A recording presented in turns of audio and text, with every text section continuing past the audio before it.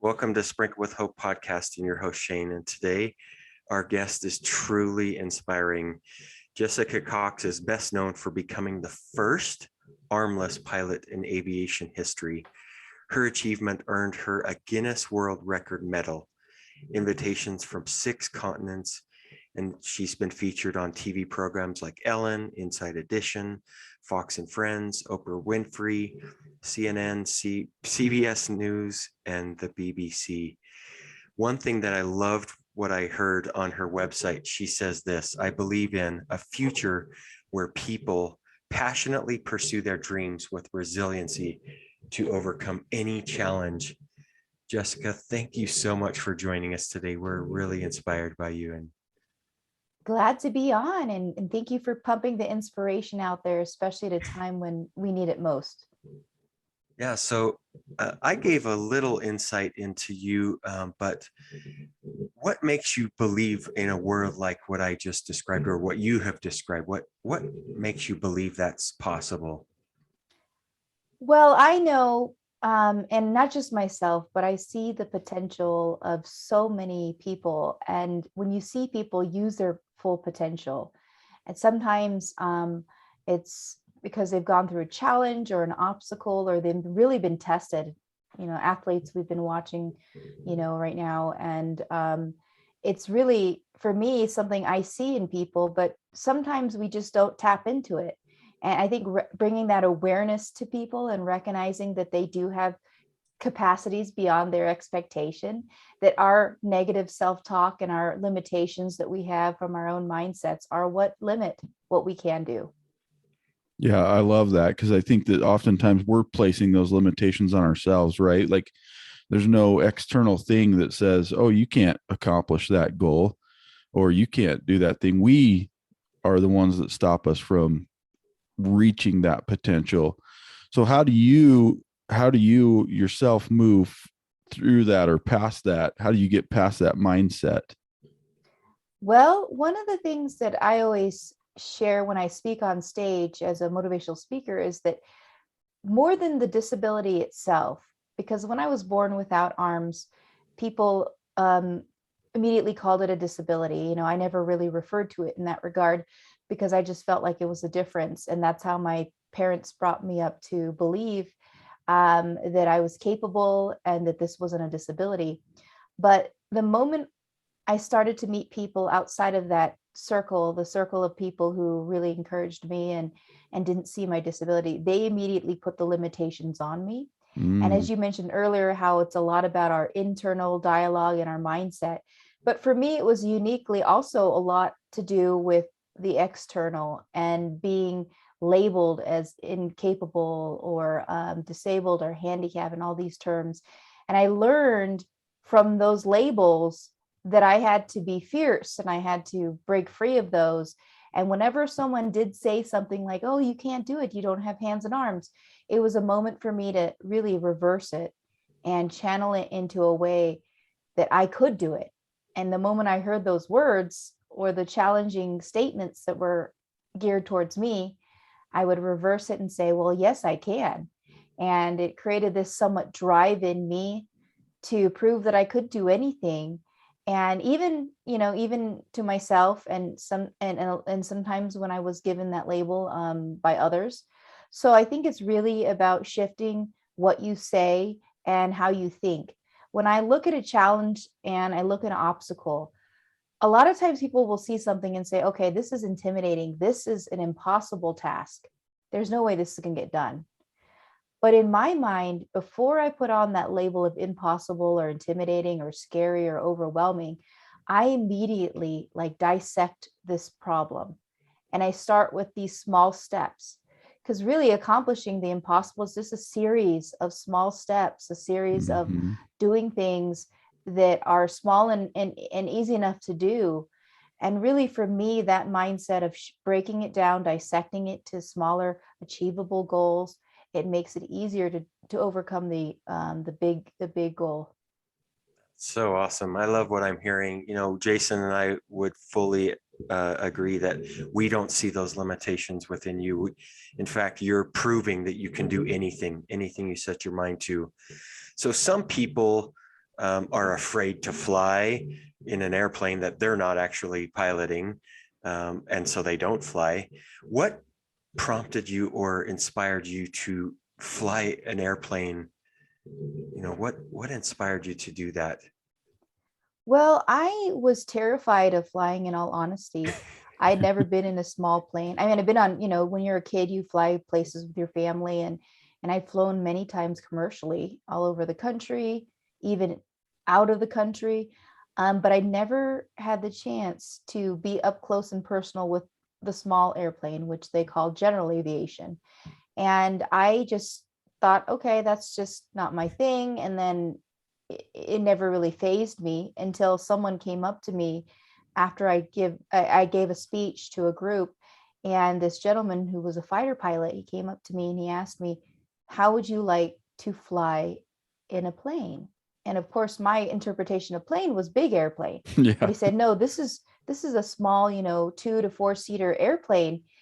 And I did not immediately jump at the opportunity, but if you know me, any opportunity that crosses my path, I will jump at it and just tackle it right away, no questions asked. But my dad was standing right beside me when this gentleman came up to me to ask me about it. And I remember what my dad said. He said, she would love to. So, Yes. and that's the start, that was that switch of belief. And it starts there. And then I knew at that point I was committed. I couldn't say no to that because my dad already committed for me, and we moved forward. And it was really conquering those anxieties and the fear that go with anyone who's trying to tackle something they're afraid of. Just leading up to that point of that first flight, which ended up being with a totally unrelated event than what I thought it was going to be. I thought it was going to be related to this gentleman who's a fighter pilot. He runs a nonprofit to encourage kids and students through aviation. But it turns out that I ended up going up for my international keynote speech in a Cessna airplane. And the only way to get to this international location where the venue was for this conference, I had to go in a Cessna. So it was just weeks prior to that first opportunity that I was supposed to take. I went up in the Cessna, and I just remember being so terrified, but I was kind of in a situation where I had to go because this is my living, being a speaker, and I had to really get past my fears and have courage to get on that flight, and I did. And I just remember how the moment we took off and we lost contact with the ground was like, I knew I was in it now. Yeah. And the pilot on the way back from that trip gave me the opportunity to put my foot on the yoke. And I had this moment of, wow, this is an incredible experience. And in that moment, I was like, I want to become a pilot. I want to do everything I can to become a pilot. Even if at times now, as a certified pilot, I still am scared during some moments, turbulence or anything. It keeps me on my toes. It keeps me flying and making sure that I'm a safe pilot. I understand all those same feelings. I'm previously I flew helicopters for a living, and so I totally understand those feelings. But it was something you said that really struck a chord with me, and it's that you always jump at the opportunities that come before you, and I was thinking about that, like you're not afraid to just tackle something, and oftentimes we are, right, like we see an opportunity, we're like, oh, I don't know, that may be too scary, too frightening. So how does somebody who maybe is faced with something like that, where they have an opportunity and it might be a little bit scary, how do you have that courage to take on that task, or to say, yep, I can do that? I feel like somehow it's ingrained in me, but with that question, it makes me think about how do we get someone who feels, when I speak on stage, I talk about people experience fears that are deeper than maybe the fear of spiders. We have like fear of failure. We deal with fear of rejection all the time. And these fears tend to affect the way in which we act. And so for me, obviously, it's ingrained in me and it's a part of who I am. I'm the type of person, even if I was born with arms and hands, I think I would be jumping at an opportunity regardless. So I know it's a part of me and a part of my spirit and part of who my mom was. And I became just like my mom. She's just a go-getter. Um, but how do we do that for someone else? And I think it really has to be authentic too for them. They have to have motives and motivations for why they want to do something, and it has to align with them and has to be authentic. Is this something they want to do? Is this really something that they're willing to do anything to get there? Once you align that, then I think it helps gear things in a way that allow you to be motivated to get up every day and do a little something for that goal. So goals are important, short term and long term, because the short term goals get us to the long term goal. And it again has to line up to be authentic with the individual. Yeah, and I think again, we're talking about fear, and any one of us could let fear hold us back. I don't think any of us are saying we don't have fear. We all have fear. It's just that point of pushing through that. So Jessica, what are some things that you're working on now? You've mentioned that you're a public speaker. Do you still do that? What are you up to these days? Right now, I continue to do speaking. And just like yesterday, I delivered a speech. And it has been very unique in the present situation. So a lot of my speeches became virtual speeches, which allowed me to actually do more than I've ever done before, which is great because that means more impact. And I'm able to impact from my home instead of traveling to a location, delivering a speech, and that takes out the entire day. Now I can go into my studio and get behind the camera and deliver a keynote speech that reaches people, no matter where you are in the world, because people have been working remotely. So it's really been unique how the industry has shifted. Now we're kind of coming back to some of the hybrid methods where, say, I go into an auditorium. I did this last month. I went into an auditorium that was meant to seat like 200, but they had to have them spaced out. So there were only, so many that could be in that room. But then they had a camera in the room so that they could also broadcast to the entire company, to all those working remotely. So it was a hybrid, and that was, of course, a unique experience. So I will continue to speak as long as I am aware that, people still need courage. Like we were talking about it, people have fears.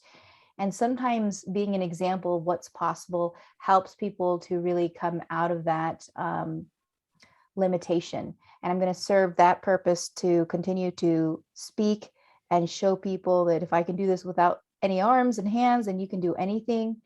I have a unique project that I'm working on. It's called the Limit Breaker Weekend. And I'm smiling because I'm just so excited. I think this is something that has been in me for years, but now I'm going to create an intimate experience for people to be forced into situations that they have to have the courage to do what they wouldn't normally do. Say, for example, they have to walk up in front of a group on stage and for 5 minutes without any preparation, say something, talk about something, and that gets them over their fear of being in front of an audience and speaking. And so I have this Limit Breaker Weekend that I'm just so thrilled to announce that I'll be doing in November and December of this year. And so that's the newest project that I'm excited to see, that transformation in people, to see them break down their own limitations. I love that, because I'm with you 100%. I think that having an opportunity like that for people to get past some of these things that really hold them back from being a better version of themselves. And I used to be afraid to get up and speak in front of people and large audiences and things like that. Today, I it doesn't bother me at all. But it's that continuous effort of just getting up in front of there, talking. And so I love that idea and that concept that you have. And I can see, like, when you started talking about it, you just started radiating more energy and light because you're super, super excited about it. And you can see that people will be able to reach their potential. And to me, when I help serve somebody else, I mean, that allows me to grow even more than I think if I did it myself, right? Exactly. Yes. You almost become not just an authority, a leader, a mentor, someone who's able to help facilitate someone else's transformation. And that feeling is more rewarding than anything. Yeah, love it. So true. Love this discussion. I think, again, I think often fear prevents us from going after things. So we're grateful that that fear has not gotten to you, that you don't care about that fear and just live life the way that you want. That's really, truly inspiring. So Jessica, hope for Jason and I are very important, and we came up with what we call the double down dose. The first question of the double down dose is, how would you define hope? Oh, hope is something that is almost hard to define for me, because I think I feel like I was born in a way to bring hope to the world Mhm. and to light the world. And God has given me this wonderful gift of hope that I don't even have to walk on a stage and deliver a speech to do so. I can walk outside my door and smile at the neighbor or smile at a stranger. And when they see, oh, this is someone who doesn't have arms and yet she's happy, she radiates joy, she's glad to be alive, that in itself is hope for someone. And that's something that we can be for everyone when we encounter people on a regular basis, because everyone needs hope. Everyone needs to be uplifted in a way, because not every day is going to be perfect. There are struggles right now, especially people are struggling professionally and personally, in the homes and the communities and the workspaces. So I think it's something, I guess I'm not quite defining what, like you asked me to do, but I think it's just giving people this uplifting feeling of inspiration, of happiness. Yeah, I love that response, and it's true, and so I love that. So the second question of the double down dose is, how would you define love? Love is warmth that comes from us, and when we give someone love, we it's not clearly it's not a visible thing, but we do so in our actions. And when we see love, it's hard to define, but love is almost, again, you can't really define it. And when I think about love, I think about unconditional love and sacrifice, and also, and I think about how you care for another person and wanting the best for that person. Um, and I think about my parents and the love they had. So I think love is defined in so many ways. So good. I really have enjoyed this discussion. So Jessica, for our listeners who want to contact you or follow you, how are some ways that they can, what are some ways they can get a hold of you or follow you? You can go to jessicacox.com and find out about the Limit Breaker Weekend there. Send out an email through request@rightfooted.com. And that's all linked up with jessicacox.com. Awesome. Awesome. So great. Such a great discussion. And I really appreciate your time. And just real quick, what's a time in your life that you just busted up laughing, and because we love to talk about laughter. Is there some time in your life that you just really embraced laughter and just the joy of a good belly laugh? Well, my brother is a comical person, and he just says the funniest things. We have this kind of like inside joke that we always that not everyone understands. And some of the things he says, he was here visiting this past weekend. He visited for like a day, and just the thing he said, I just remember like laughing about it. Like you said, one of those good gut laughs, belly laughs. And it's great to have laughter, because it really puts in perspective that we just can't take things too seriously. And that's what he's good at, really not taking things seriously.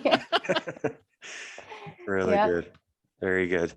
Jessica, thank you so much for your time today. We have really enjoyed this discussion. Keep shining your light and hope and inspiration to the world. You truly make a difference in the world. So thank you so much. Thank you. You guys take care, and thank you for what you're doing.